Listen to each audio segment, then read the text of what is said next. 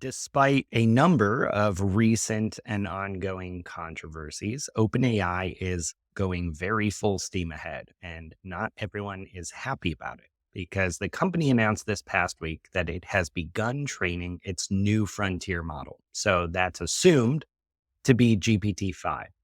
In a blog post announcing the news, the company wrote, quote, OpenAI has recently begun training its next frontier model, and we anticipate the resulting systems to bring us to the next level of capabilities on our path to AGI. Now, notably, the post that made this announcement was about the formation of what OpenAI is calling the Safety and Security Committee. This is a group responsible for making recommendations to the full board on critical safety and security decisions. One of the committee's first tasks is to evaluate and develop OpenAI's processes and safeguards over the next 90 days, leading to some speculation here that we're at least 90 days away from GPT-5. Now, this Safety and Security Committee consists of current board members Brett Taylor, Adam D'Angelo, and Nicole Seligman, and Sam Altman himself. So, as this company is moving full steam ahead, the ex board members are also causing a stir here. So, ex board members Helen Toner and Tasha McCauley just published an op ed in The Economist calling for OpenAI and other AI companies to be regulated because they have proven themselves unable to self regulate. At the same time, Toner also gave a kind of explosive interview on the TED AI Show podcast, where she said the board took the decision last year to fire Altman for, quote, outright lying to them in some cases and withholding information about certain things going on at OpenAI. She also revealed the board was not informed about the release of ChatGPT in advance. She says they learned about it on Twitter. She alleges that Altman also didn't reveal he owned the AI startup fund and misled the board about formal safety processes in place. Toners said of Altman, quote, for any individual case, Sam could always come up with some kind of innocuous sounding explanation of why it wasn't a big deal or misinterpreted or whatever. But the end effect was that after years of this kind of thing, all four of us who fired him, which is her, McCauley, D'Angelo, and Ilya Sutskever, came to the conclusion that we just couldn't believe things Sam was telling us. So, Paul, there's a lot to unpack here about OpenAI this week. Let's kind of start with the frontier model that's coming and the Safety and Security Committee. Can you kind of walk us through what this means kind of for the near future of AI, next 90 days or so? Yeah, I feel like we already knew the frontier model was being trained. I think it maybe is the first time where they just very directly said it, but they've Mhm. certainly alluded to it. So I didn't feel like that was massive news, at least saying it was being trained. I think we, again, have just kind of assumed that for a while.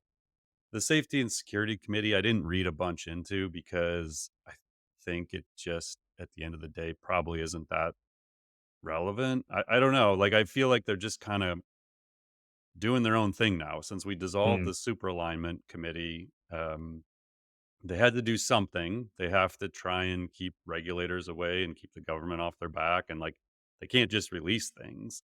So I don't know who else are you going to put on it, but the board who's supposed to be responsible for this and Sam. So I don't know that there's much to it other than someone has to run it. And those seem to be the people that are left. Now, the board members, Helen Toner coming out and doing this TED AI interview where she questions Sam's honesty and his business practices. The reality is, like, we have no idea what was happening between Sam and the board, and I think it makes for a great headline that the board didn't know about Chat GPT. And when I first saw it, when I first like watched that clip, I was like, well, oh, okay, that explains why they fired him. And then I thought, well, wait a second, like they didn't think ChatGPT was going to be a big deal. Like maybe they just didn't tell the board because there was nothing to tell them. It was just a continuation of their research efforts. So when I tweeted, like I shared that Helen Toner interview and I put, when ChatGPT came out in November 2022, the board was not informed in advance about that. Toner said on the podcast, we learned about ChatGPT on Twitter. And then I said, pretty much tells you what you need to know about how OpenAI leaders viewed the prior board. or how insignificant they thought ChatGPT would be. And I actually think it's both of those things. I think that they, at the time, if I remember correctly, Greg Brockman, Greg's the president, I think. Yep. Um, he said they thought they were gonna get, like, 5,000 downloads of ChatGPT. They didn't think it was a thing, like, it was powered by GPT 3.5, which the board already knew about. It wasn't like they unveiled some brand new model. They just put out this research initiative to try and give people a chance to engage with a model that the board was already aware of. So I could totally see the leaders of OpenAI not feeling like they really needed to go to the board to tell them they're releasing this thing that they thought was just a research project, basically. So, and then in an interview last week, Sam confirmed this. So he actually did an interview with Nick Thompson, the CEO of The Atlantic, at the AI for Good Global Summit. And he said this exact thing, which was good because that was kind of what I guess is he's like, we, we didn't need to tell the board about ChatGPT. We didn't think it was a big deal. Like Mm. this isn't what it wasn't like we were doing some major change in direction. And then he basically took the high road or didn't want to self-incriminate. I don't know about the rest of it. He's like, I'm not going to get into a bunch of specifics on the rest of this stuff. So um I think so, I was thinking about this more this morning before we came on, and I think it's fair to say that by November 2023, when Sam was fired, he had grown to regret how the company was structured under the nonprofit board. And it's safe to say he was probably doing everything in his power to accelerate research, product development, and revenue within the constraints of that structure. Was that frustrating to him? Probably, but there wasn't a heck of a lot they could do about it. Because you have to go back and remember in 2015 when OpenAI was created as a research lab, there were no specific product ambitions. They didn't know what was going to work. The transformer hadn't been invented yet by the Google Brain team, which didn't happen until 2017. They didn't know large language models would scale. They didn't know there'd be a thing. They were working on robotics. They were working on all kinds of things. And so in 2015, when they created this profit structure and this governing board that had all this control, they had no vision of what OpenAI is today. And so I think, if you go back to November of 2023, was Sam doing things that the board didn't agree with? Was he pushing growth forward? Was he raising funding? Was he getting involved in all these other initiatives? Yeah, probably. And was he doing it to spite the board, or was he just doing it because he was trying to figure out how to take advantage of this opportunity within a roadmap that he couldn't have possibly envisioned, 8 years earlier. So then as I was, like, prepping for the show this morning, I happened to come across this Wall Street Journal article, and I think this adds some really interesting context, so we'll put this in the show notes. Um, basically what it did is it took a look at, Sam's extensive investment portfolio and influence within Silicon Valley and beyond.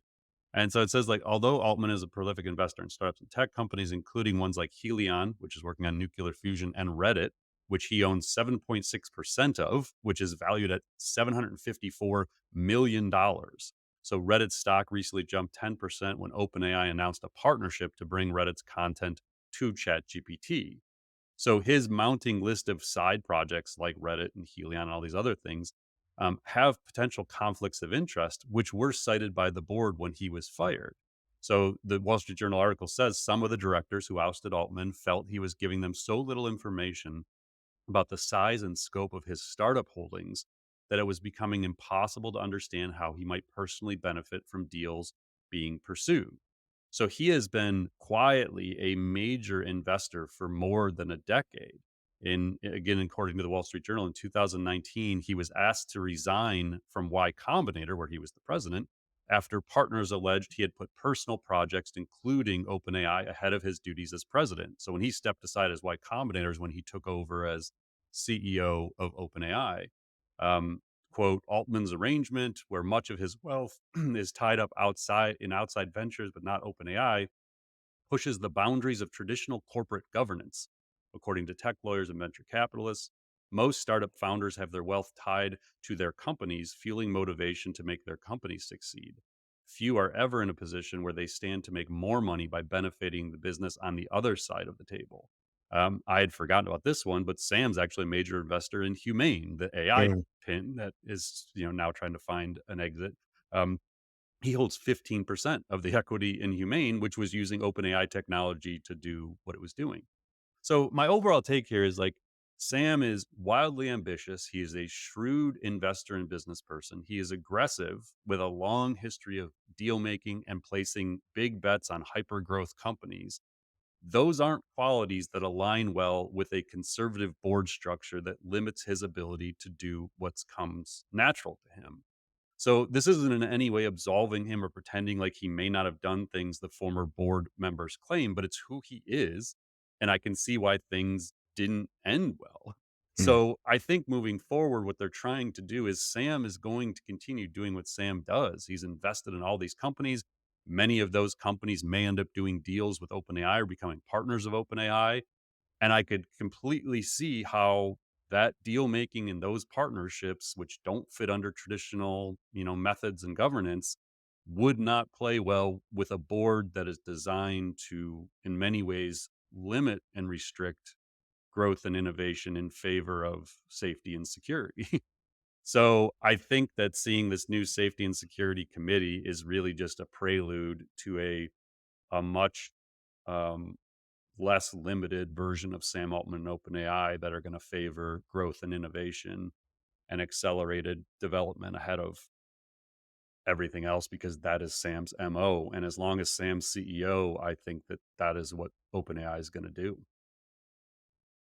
So, kind of given these details, like how confident are we that OpenAI is going to safely usher in this next wave of powerful AI? Call it AGI, or even if we don't get to AGI. I have no idea. I mean, if I was forced to put like percentages to things, I would be in the middle, I guess. Like, Mm. I just don't know. I mean, I think I said on the last episode, we have no choice but to trust these companies right now. So, Anthropic, OpenAI, Google, Meta, XAI, we'll talk about like these are the companies with enough resources to build these frontier models, and they have the ambition to do it. And until someone steps in and stops it, it's just going to be a race. And they're going to do, they're going to have safety committees and they're going to have interpretability studies and they're going to do all these things. But at the end of the day, it's a capitalistic society and they're going to race forward and build the biggest models possible and the most powerful models possible. And as a society, we just basically have to figure out what that means because I don't see an end in sight to what they're doing, and they don't see an end in sight to the ability of these models to keep getting bigger and smarter. So trust them or don't trust them, it's who we've got, and it's not going to change. These are the companies that are going to be building the future.